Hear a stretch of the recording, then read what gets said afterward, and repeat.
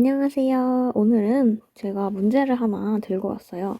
오늘 저희가 이해해 볼 것은 구심력에 관한 것이고요.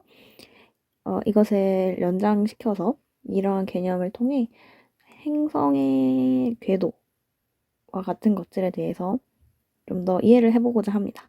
그러니까 어떻게 보면 만유 인력으로 인한 궤도 운동, 네, 바로 그런 것들에 대한 이해를 위해서 이 수업을 한번 준비를 해보았습니다. 먼저 지구랑 우주선 있죠? 이 우주선이 지구의 주변을 지금 원운동하고 있어요. 원운동. 정확하게 원운동을 하고 있는 상황인데 이때 이 우주선의 한 귀퉁이를 즉 이렇게 지구를 향하는 방향으로 작게 뭔가를 분사를 해서 이제 딱 이 지구를 향하는 방향의 반대 방향으로 가속도를 살짝 주게 되는, 그러니까 이쪽으로 속도가 생기게 되는, 가속을 줌으로써 속도가 생기게 되는 그러한 상황에서 이 궤도는 어떻게 변할까? 이 문제를 푸는 것이 바로 오늘의 목표입니다. 그러나 그 전에 원운동에 대해서 다루기 위해서 구심력에 대해서 이해를 해봐야겠죠? 근데 구심력을 표현하는 식은 구심력 A는 R분의 V 제곱이에요. 근데 이 식이 어떻게 생겨난 건지, 그리고 이 식을 어떻게 하면 유도해낼 수 있는지를 간단한 그림을 통해서 먼저 이해를 하고 넘어가도록 할게요. 이 과정에서 저희는 원운동이란 무엇인가를 조금 더 이해할 수 있기 때문이에요. 자, 그러면 보시겠습니다. 먼저 저희가 동그라미, 원을 2개 불러올게요.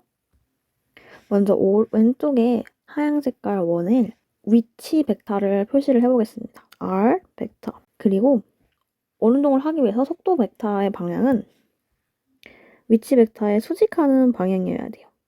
왜냐면 원운동이라는 건 사실 뭐냐면요, 여러분. 어떤 물체가 만약 원의 중심을 향한 힘을 아무것도 받지 않는다고 해봐요. 그러면 여기에 놓여진 물체가 만약 V 벡터만큼으로 위쪽으로 향하게 되면은 X, Y축이라고 했을 때 Y축, Y의 양의 방향을 향하게 되는 경우에 그냥 쭉 갈 거예요. 그러나 만약 이 안쪽 방향으로 이렇게 힘을 받게 된다면은 이 빨간 색깔 오브젝트는 이게 앞으로 가다가 이렇게 살짝 떨어질 거예요. 이쪽으로. 그쵸? 이렇게. 왜냐면 여기서 끌어당겼으니까요. 그리고 여기서도 다시 이렇게 움직이려고 하는데 이 순간에도 이쪽으로 이동을 계속 하고 싶은데 다시 떨어지는 거죠. 그러니까 이 빨간 색깔 공이 이 중간을 향해서 힘을 받는 경우에는 이 원래 본인의 속도와 이 힘의 방향이 수직이기 때문에 이 속도를 늦출 수는 없어요. 그렇지만 이 속도의 방향을 바꿀 수 있는 거죠. 그래서 방향이 이렇게 옆으로 휘었어요. 근데 여기서는 다시 V 속도로 그대로 갈라 했더니 또 내려오게 만들고, 다시 여기 있던 녀석이 가려고 했더니 또 끌어당겨서 밑으로 내려오게 하고. 그러니까 어떻게 보면은 이 빨간 공이 끝없이 계속 떨어지고 있는 그런 상태가 바로 원운동을 하고 있다고 볼 수 있는 거예요. 어떻게 보면은 그냥 뒀으면은 같은 방향, 그러니까 한 방향으로 쭉 V만큼의 속도로 움직일 수도 있었던 빨간 공이 이 본인이 움직이는 방향에 수직하는 방향으로 끌어당겨지는 힘을 받게 될 경우에는 이렇게 갇히는 형태로 원 궤도를 그리게 되는 것이죠. 대충 지금 이 상황이 감이 잡혔죠. 어떻게 원운동이 만들어지는지. 자, 그럼 다시 이 필드를 지우고 처음으로 돌아가서, 그래서 저희가 이제 이 위치, 처음에 아까 빨간 공이 생겼던 그 위치를 R 벡터라고 하고, 빨간 공의 처음 속도를 V 벡터라고 일단은 그러면 이제 해놓을게요. 그리고 이 옆에 파랑 색깔, 이 파랑 색깔 공이 아니라 이 파랑 색깔 원은 속도 벡터를 반지름으로 하는 원이라고 한번 상상을 해봅시다. 자, 그럼 이렇게 될 경우에 저희가 3초 뒤에 이 상황이 어떻게 변할지 한번 상상해 볼게요. 그렇다면은 이 위치 벡터는 이렇게 좀 갈 거고요. 시계 반대 방향으로 돌아가겠죠? 그리고 속도 또한 이러한 벡터를 취하고 있겠죠. 그렇다는 것은 이게 시간이 지나면은 요렇게 옆으로 움직인다는 거겠죠? 이 파랑 색깔 원 또한. 자, 그렇다면 이 상황에서 이 빨간 공이 받는 그 구심력은 바로 이 내부를 향하는 이런 A 벡터를 받고 있는 거예요. 이러한 방향으로 힘을 받아야지 원운동을 할 수 있으니까요. 그렇다면은 이를 이제 파랑 색깔 여기다 나타내면 요렇게 나타낼 수 있겠죠. 그러니까 왼쪽에 흰색에 해당하는 원에서는 위치 벡터와 그리고 속도 벡터가 수직한 방향인데 오른쪽에 파랑 색깔 원의 경우에는 속도 벡터와 그리고 가속도 벡터가 지금 수직 방향을 이루고 있는 걸 알 수 있어요. 왜냐면 여기서도 3초 지난 후에 이 A 벡터 또한 이렇게 보면 딱 수직을 이렇게 이루게 되는 거거든요. 한 번 더 해볼까요? 이렇게 중간까지 한번 또 갔다고 합시다. R 벡터가. 그런 경우에는 속도 벡터가 이 방향을 향할 것이고요. 그렇다는 것은 이 방향에 해당하겠죠. 그리고 이제 중심의 구심력에 의한 가속도의 방향이 여기에 해당하고 여기서는 여기에 해당하고. 딱 지금 규칙이 보이시나요? 저희는 그러면 이러한 그림을 통해 직관적으로 이러한 관계가 있구나. 위치 벡터와 속도 벡터가 수직한 관계, 그리고 속도 벡터와 가속도 벡터가 수직한 관계에 있구나 라는 걸 알 수 있어요. 자, 그리고 저희가 한 번 더 직관력을 발휘해서 이 빨간 색깔 공이 한 바퀴를 뿅 다 돌았다고 생각을 해봐요. 그러면 그와 동일하게 이 왼쪽에 있는 요 속도 벡터 또한 한 바퀴를 삥 돌아서 다시 이쪽으로 왔을 때 여기랑 동일한 시간이 걸리겠죠? 그러니까 이 두 개 다 한 바퀴를 도는데 동일한 시간이 걸리는 그러한 원운동을 하고 있는 상황이라는 거예요.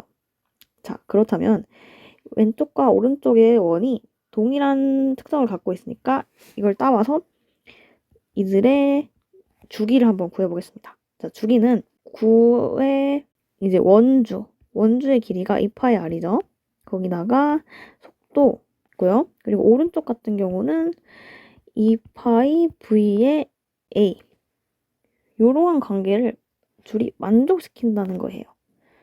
그렇기 때문에 2파이 r의 v가 a와 2파이 v와 같다는 관계가 성립이 되고 약분을 취해주면은 결과적으로 저희가 구할 수 있는 거는 a가 r분의 v제곱.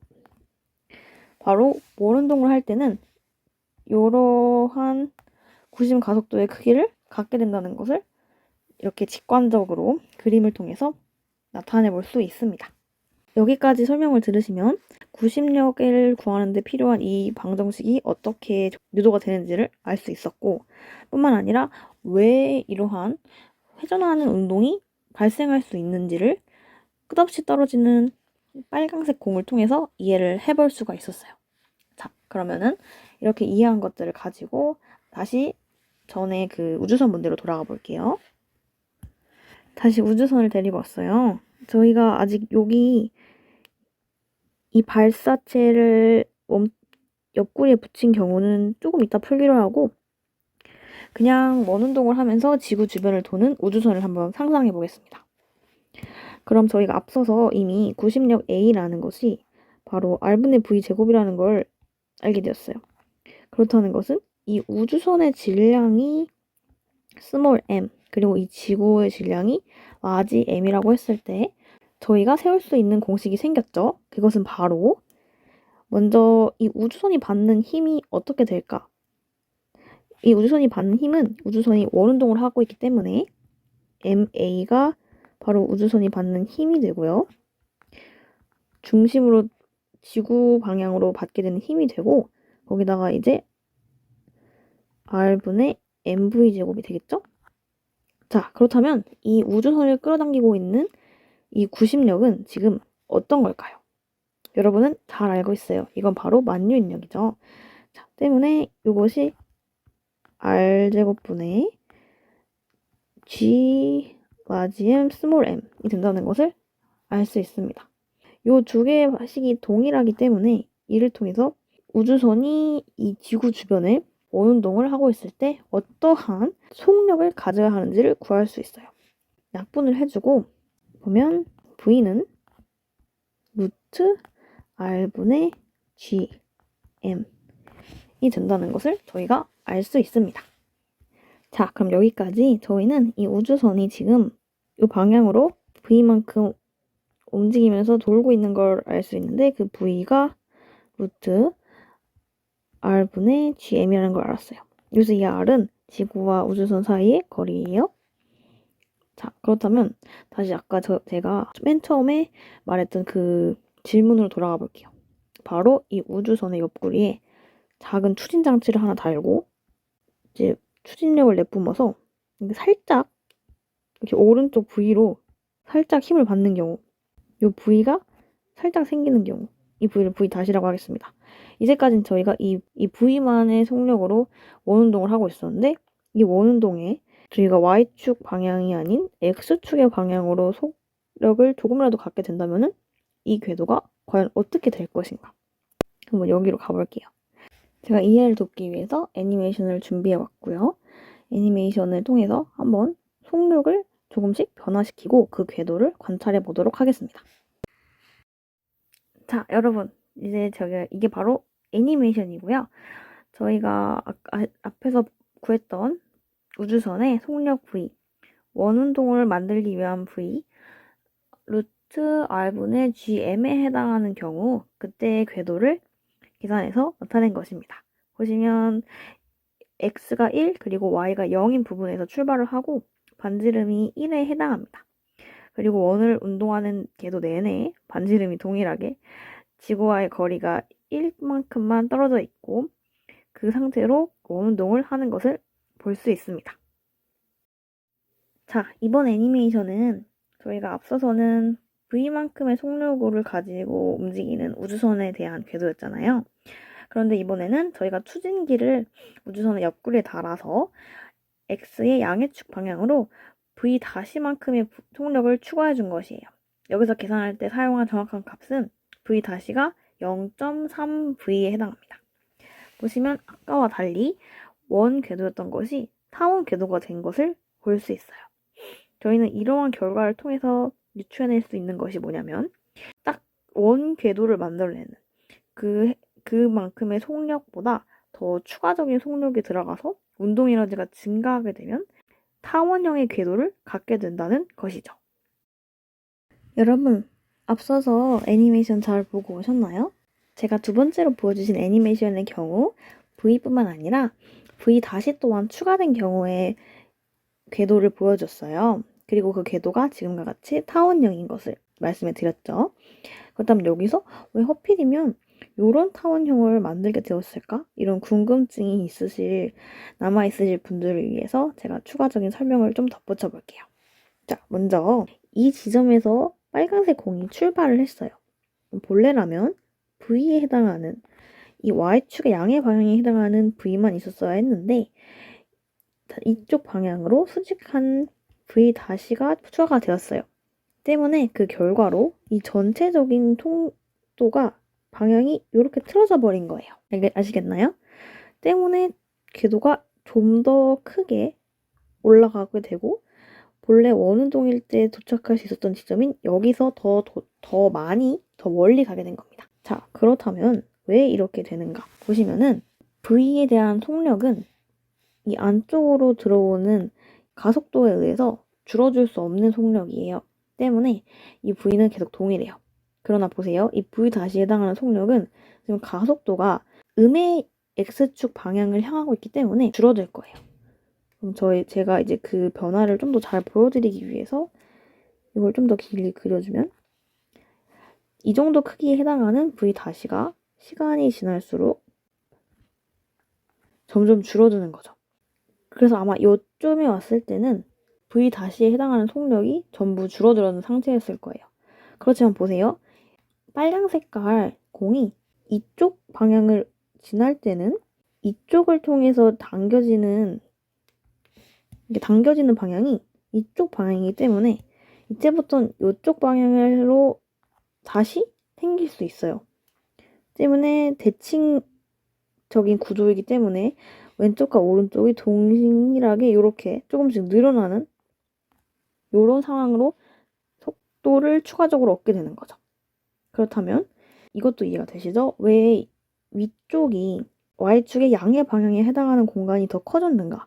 왜냐면은 여기 도착했을 때 이 V에 해당하는 것이 이 V 다시에 의해서 이쪽을 향하게 돼요. 그렇기 때문에 이거 제가 너무 길게 그렸네요. 대칭 해줘야 되는데 자 이렇게 되면 그렇기 때문에 저희가 앞서서는 이렇게 출발을 해서 더 많이 갈 수 있었다면 이번에는 이쪽으로 휘어졌기 때문에 더 적게 가게 되죠. 원래 갈 수 있었던 이 위치보다 더 못 미치는 이 자리까지밖에 못 가게 되는 겁니다.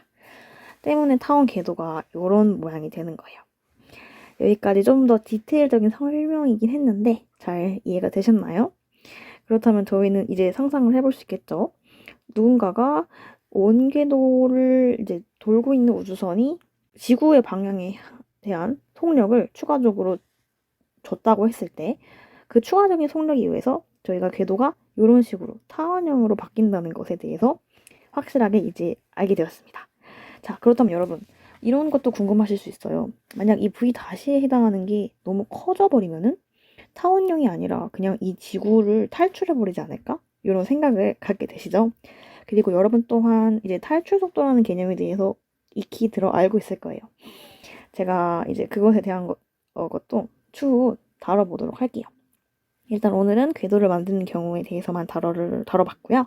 때문에 원궤도 그리고 타원 궤도에 대해서 잠깐 이해해보는 시간을 가질 수 있었습니다. 자, 그럼 여러분 오늘의 수업을 통해서 구심력에 대한 식과 그리고 이 만류 인력과의 그 관계 어떻게 원 운동을 하게 되고 이제 원운동이란 무엇인지 이게 원궤도와 타원 궤도의 그런 생성되는 이유 뭐 그런 것들에 대해서 여러분이 조금이나마 이해를 하셨다면 저는 오늘도 매우 만족하고 이 강의를 마치도록 할게요. 바이바이.